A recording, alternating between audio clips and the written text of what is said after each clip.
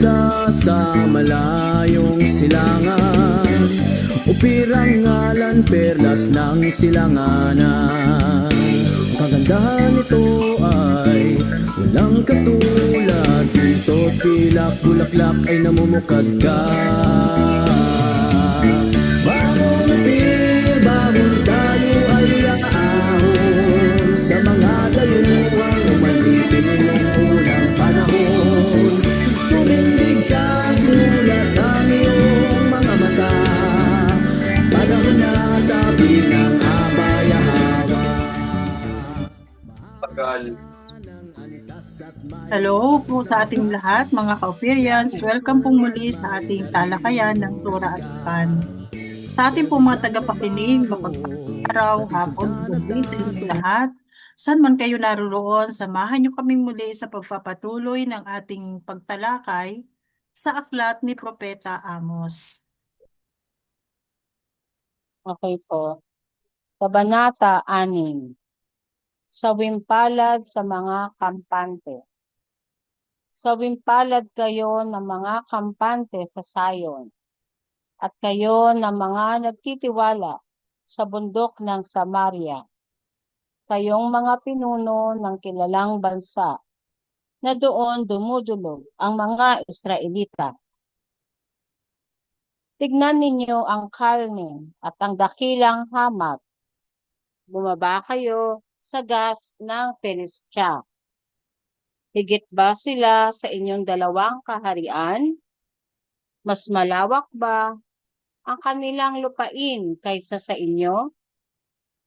Tinataas ninyo ang araw ng kapahamakan at inilalapit ang panahong puno ng karangyaan. Kayo'y nahihiga sa mga higaan na pinalamutian at nagpapahinga sa malalambot na upuan. Kumakain kayo ng piling mga kordero at ng pinatabang mga guya ayon sa gusto ninyo. Parang alpa ni David ang tinutugtog ninyo at gumagawa ng sariling mga instrumento. Ang alak ay parang tubig na iniinom ninyo. Kayo'y naglalagay ng mararangyang pabango. Ngunit ang pagkawasak ng sambahayan ni David ay hindi ninyo ipinagluluksa ni ipinag-ayuno. Kaya't kayo ang unang madadala sa pagkabihag at doon matatapos ang inyong mga pista at kasayahan. Kinamumuhian ng alahayam ang kapalaluan. Si Yahweh ang makapangyarihang alahayam ay sumumpa sa kanyang sarili. Ang kapalaluan ng Israel ay aking kinamumuhian. Ang kanilang mga kuta ay aking kinasusuklaman. Kaya't ibibigay ko ang inyong mga lungsod at bayan at lahat ng nasa loob nito sa kapahamakan. Kung may 10 tao na natira sa isang bahay, lahat sila'y mamamatay. At kung may kamag-anak na maghahanap, kung may nalabing buhay, at may matagpuan, kanyang itatanong, may naiwan pa bang buhay? Kapag ang sagot ay wala na, sasabihin niya, manahimik at tayo'y lumayo. Sapagkat inuutos ni Yahweh, paguguhuin ang malalaking bahay at dudurugin, maging ang maliliit. May kabayo bang tumatakbo sa matatarik na bato? May baka bang nagsasaka sa karagatan? Ngunit lason ang ipinagpalit ninyo sa katarungan, at ang bunga ng katwiran ay ginawang kapaitan. Kayo na nagagalak sa pag-angkin ng Lodebar at nagsasabi, hindi ba't nasakop natin ang Karnaim sa pamamagitan ng ating sariling lakas? Ngunit ako, si Yahweh, ay magpapabangon ng isang bansa laban sa inyo, o Israel, aking bayan, at kayo'y aapihin mula sa Lebo Hamas hanggang sa libis ng Araba. Yada. Yada. So, wag pakampante, no? Masyadong, di ba sabi nga, nothing is constant but change. Hindi sa lahat ng panahon tiwasay ang buhay. Kasi laging nandiyan yung mga kampo ng kalaban na hindi ka patatahimikin talaga. So, kung halimbawa, komportable ang buhay mo, huwag kang aasa sa iyong present na status sa buhay. Kaya sawing palad kayo na mga kampante sa Zion. At kayo na mga nagtitiwala sa bundok ng Samaria. O, isipin yung kingdom or government, bundok ng Samaria. Kayo mga pinuno ng kilalang bansa na doon dumudulog ang mga Israelita. Yung mga pinuno ng mga kilalang bansa, ano ba ngayon, sa atin ngayon? Sino ba yung mga kilalang bansa? Na bukas nga may pupuntahan na naman ang ating Pangulo na kaalyado rin ng Amerika, yung binomba dati ng Amerika, ngayon kaalyado pa rin sila. So ngayon bukas pupuntahan ng ating Pangulo yan. Kasi maraming ang mga Israelita, marami nang na talong mga bansa Higit ba verse 2, tingnan ninyo ang kalne at ang dakilang hamat. Bumaba kayo sa gat ng Philistia. Higit ba sila nga sa inyong dalawang kaharian? Mas malawak ba ang kanilang lupain kaysa sa inyo? Hindi naman Okay. Itinataas ninyo ang araw ng kapahamakan at inilalapit ang panahong puno ng karangyaan. Yan, yung mga comfort daw, yung mga higaangan na pinalamutian, papahinga sa malalambot na upuan, yung mga choice foods, kumakain kayo ng piling mga kordero, at ng pinatabang mga guya ayon sa gusto ninyo. So yung comfort living. Parang alpa ni David ang tinutugtog ninyo. Siguro ang galing na instrumentalist ni Haring David, no? At gumagawa ng sariling mga instrumento. Ang alak ay parang tubig na iniinom ninyo, mga kalayawan. Kayo ay naglalagay ng pinakamararangyang pabango. Ngunit ang pagkawasak ng sambahayan ni David ay hindi ninyo ipinagluluksa ni ipinag-ayuno.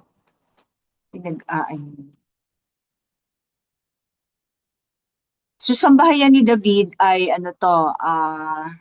yung dalawang kingdom, kaharian, no? Hindi lang yung sambahayan ni Ephraim at saka sambahayan ni ay wala na, parang wala na dito si Ephraim.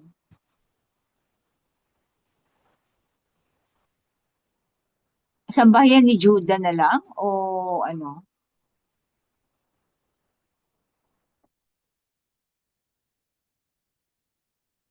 Wala na dito yung Northern Kingdom,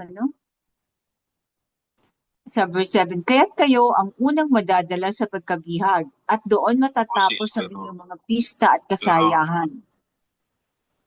Ito po. Pero pinag-iusapan dito.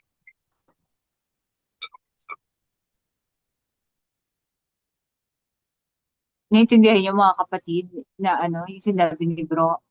Hindi. Narinig Choppy.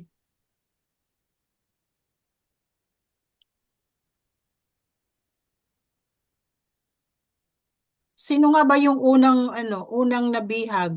Di ba yung sambahayan ni Ephraim? Northern. Oo. Parang wala na dito kasi sambahayan ni David. Ngunit ang pagkawasak ng sambahayan ni David ay hindi ninyo ipinagluluksa ni ipinag-aayuno. Kasi di ba sila ay yung Northern Kingdom, Nakaalis na. Oo, Eh, nakaalis na sila during the time ng ano okay. Assyrian Persian invasion. Persian invasion. Assyrian. Assyrian Assyrian, invasion. oo, Assyrian. So ito, ano na yun, pagkatapos na, tama, doon sa timeline natin, di ba? Amos is under na ni, Haring, Jeroboam the second, Oo. di ba? Oo. So tama, wala na dito yung Northern Kingdom. Pero pinagluluksa ka dahil dalawang kingdom yung nawasak. Mm-mm. Oo. Yung northern at southern. Tingin ko kasi tatlong beses, yung invasion of, Judea, di ba? Tatlong Ang beses. Siege of Jerusalem, 'di ba, Siege, oo. nauna sa Babylonian exile? Hindi, tatlong beses, tatlong grupo yon. Tatlong beses nangyari yung exile, 'di ba? Oo, Assyrian yun na yun. invasion, Oo, Siege of tatlong Jerusalem. siege yun. Kasi Oo. after 10 years, nag-siege ulit. Oo. Iba pa yung Siege of Jerusalem ng 70 AD. Mm. So, tatlo yung BC, before Common Era, tapos meron pa nung AD, yung 70 AD. At saka years yan kasi yung 2 years sila nakatambay yung mga dyan mga Babylonian sa labas ng Judea. Yung panahon ni Jeremiah, taon din ang binilang nung campaign, ng mga Babylon sa bago nila na basag ang pader.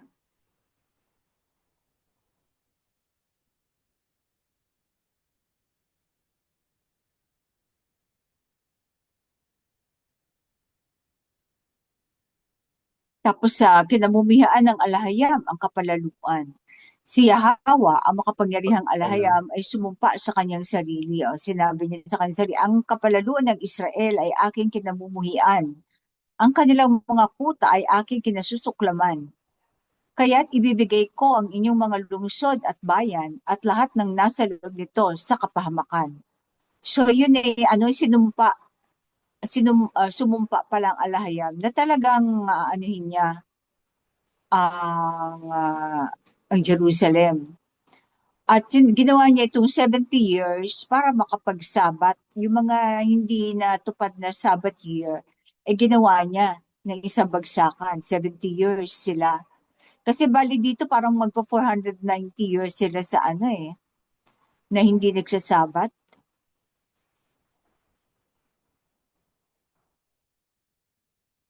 Kung may 10 tao na natira sa isang bahay, lahat sila ay mamamatay.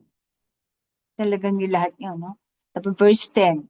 At kung may kamag-anak na maghahanap, kung may nalabing buhay, at may matagpuan, kanyang itatanong, may naiwan pa bang buhay? Kapag ang sagot ay wala na, sasabihin niya, manahimik at tayo ay lumayo. So kukunin na lang, hindi na nila ah, hindi na sila magluluksa, lalayo na lang sila o lilipat ng ibang lugar dahil sa famine. No? Sapagkat iniutos ni Yahweh, paguguluhuin ang malalaking bahay at duduruging maging ang maliliit. Naku, wag sana mangyari dito sa ating kinalalagyan, no?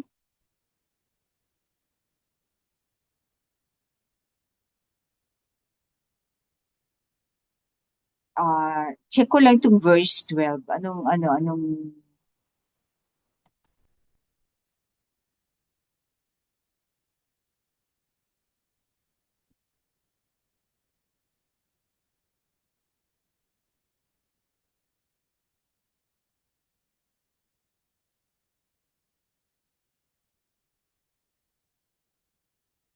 kasi parang sarcastic na. May sasaka ba?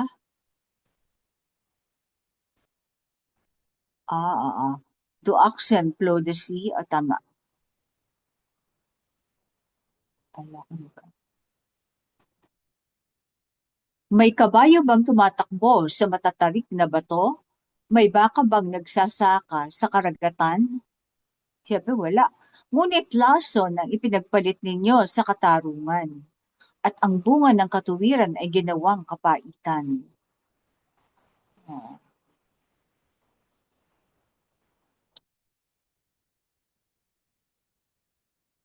medyo hindi ko na-gets to ah. Oo. May ano, lason na ipinagpalit nila sa katarungan.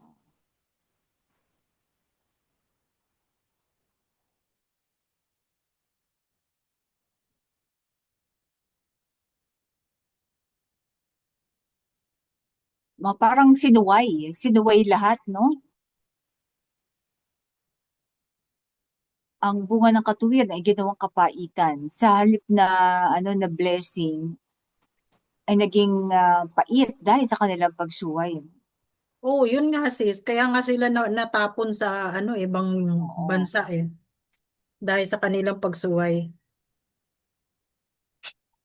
Oo nga. Kaya yan, naging lason sa kanila yung May baka bang basta nagsasaka sa karagatan? hmm.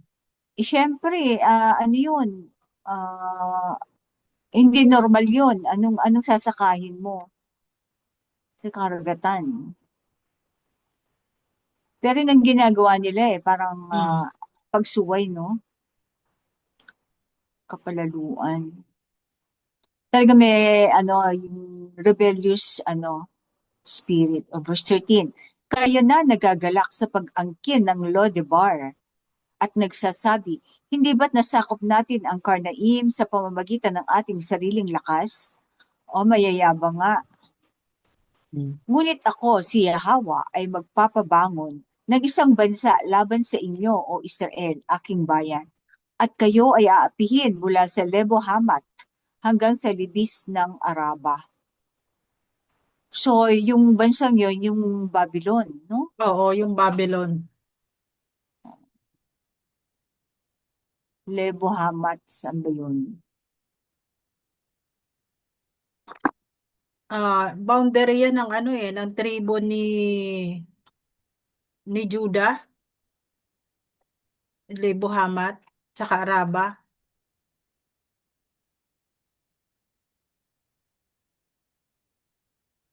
Oh, okay. So, buong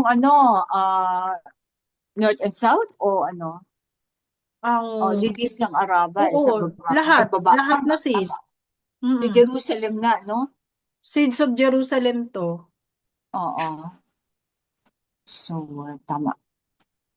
Okay, yeah. Ano pa kayo? Pwede tayo proceed ng Kabanata 7.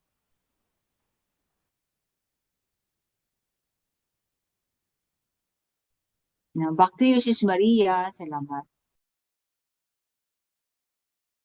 Kabanata 7. Wawasakin ang matataas na dako. Ito ang ipinakita sa akin ni Yahweh ang alahayam. Nagpapadala siya ng mga kawan ng balang pagkatapos anihin ang bahagi ng hari at kasabay ng pagsibol ng huling mga tanim. Nang sila ay ganap na tumupok sa lupain, ako ay sumigaw. Kataas-taasang alahayam, patawarin mo. Paanong makakaya ng Israel ang ganito? Napakaliit niya.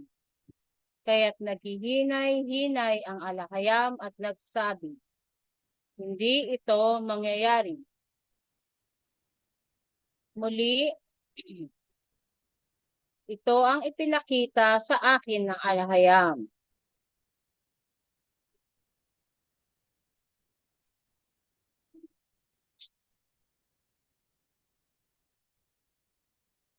Tinawag niya ang hatol sa pamamagitan ng apoy. Tinuyo nito ang kalaliman at tinupok ang lupain. Muli ako sumigaw, Yahweh, alahayam, ipinagmamakaawa ko sa iyo. Itigil mo na. Paanong makakaya ng Israel ang ganito? Napakaliit niya. Kaya't naghinay-hinay ang alahayam at nagsabi, hindi rin ito mangyayari. Pagkatapos, ito ang ipinakita sa akin. Ang alahayam ay nakatayo sa tabi ng isang pader na itinayo ayon sa panukat. May hawak na panukat sa kanyang kamay.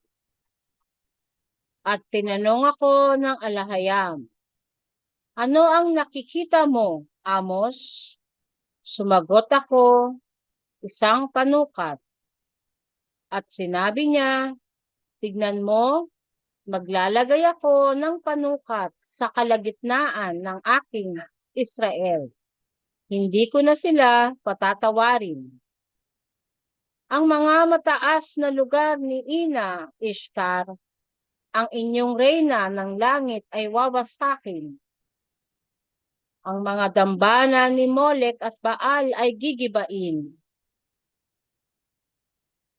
At sa pamamagitan ng aking espada, ako'y babangon laban kay Jeroboam at sa sambahayan ni Efraim.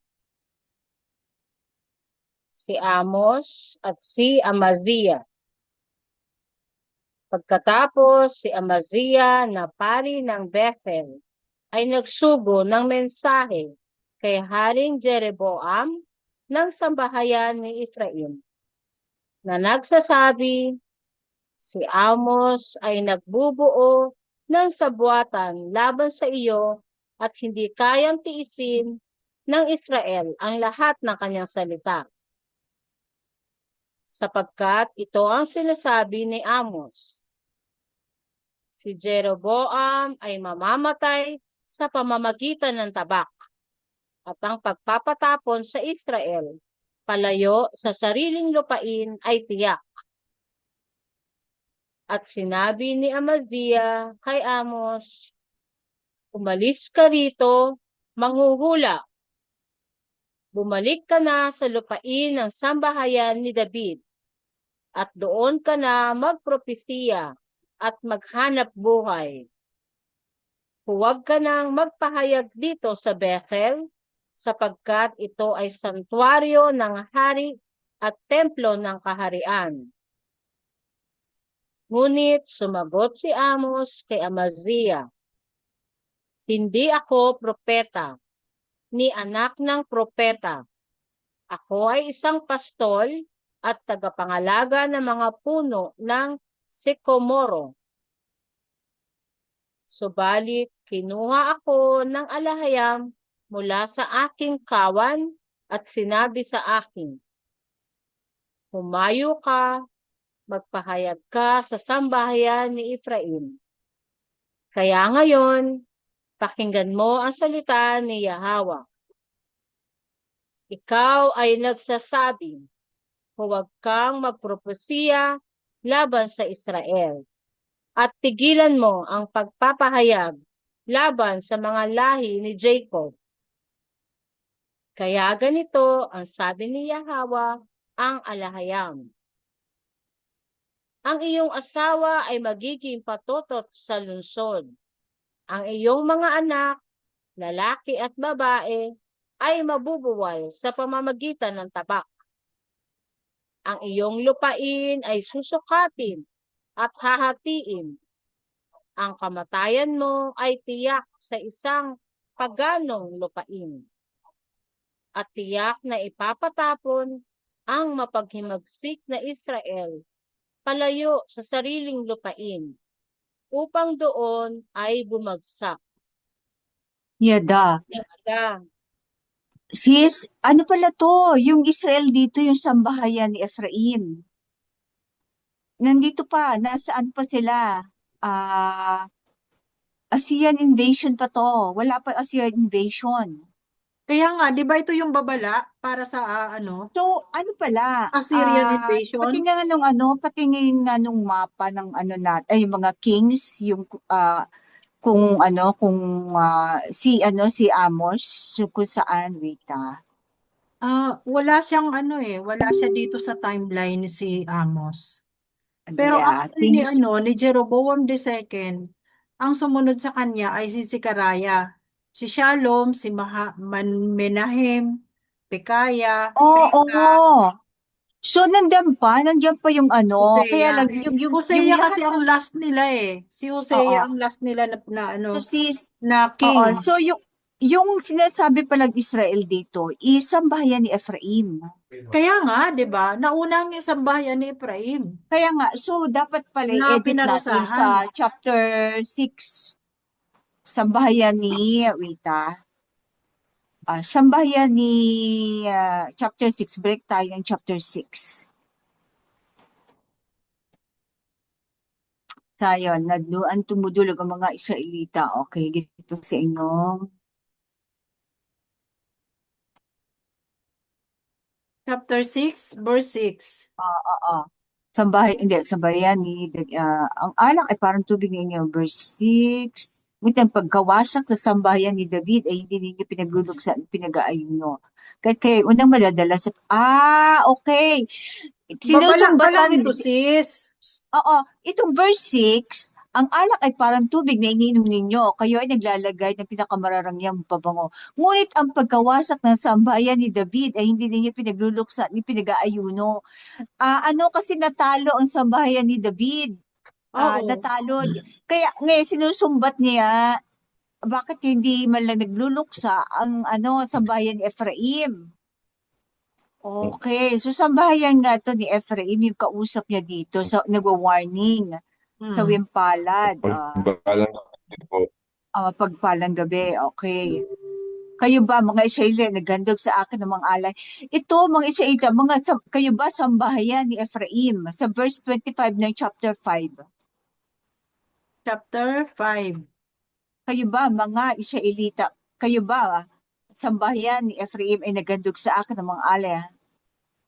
Hindi, tama. 40 taon. Lahat ito Israelita. Wait. Israel ito eh. Oo. So itong mga itong chapter 6, nakaano to para sa sambahayan ni Ephraim.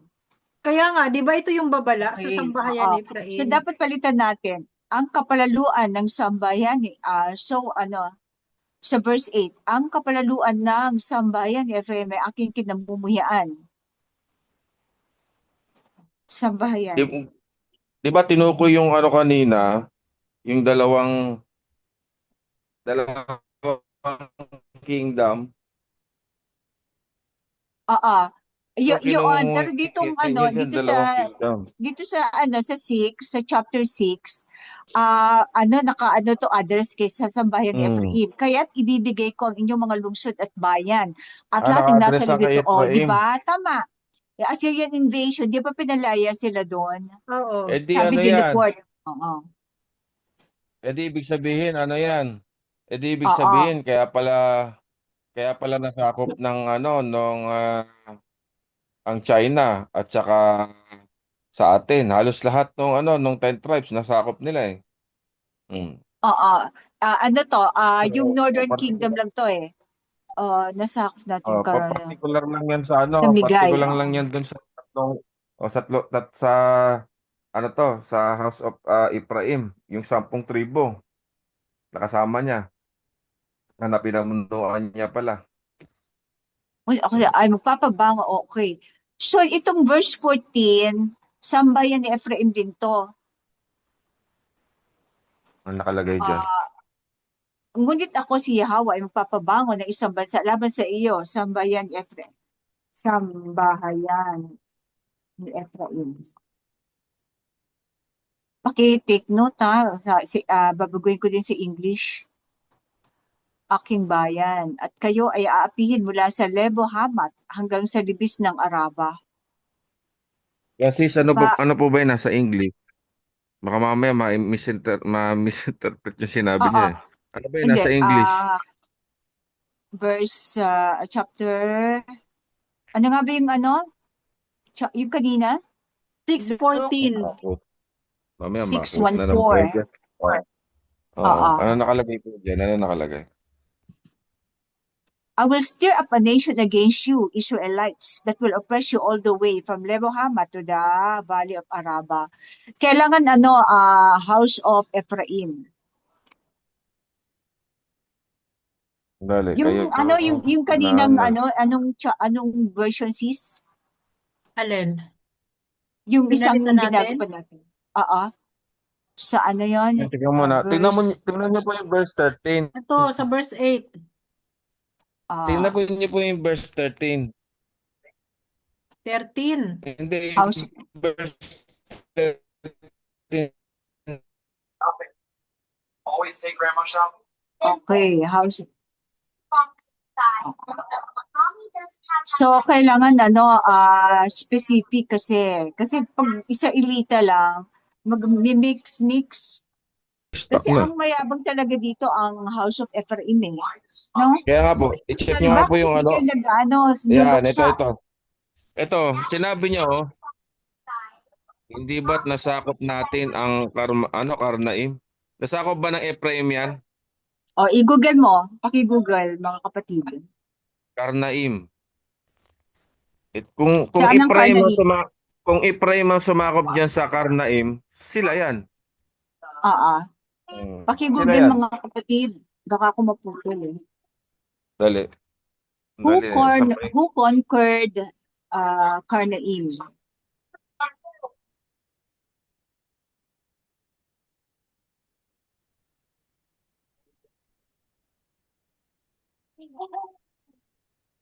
Hindi nga. Which tribe? Anong tribo? Which tribe?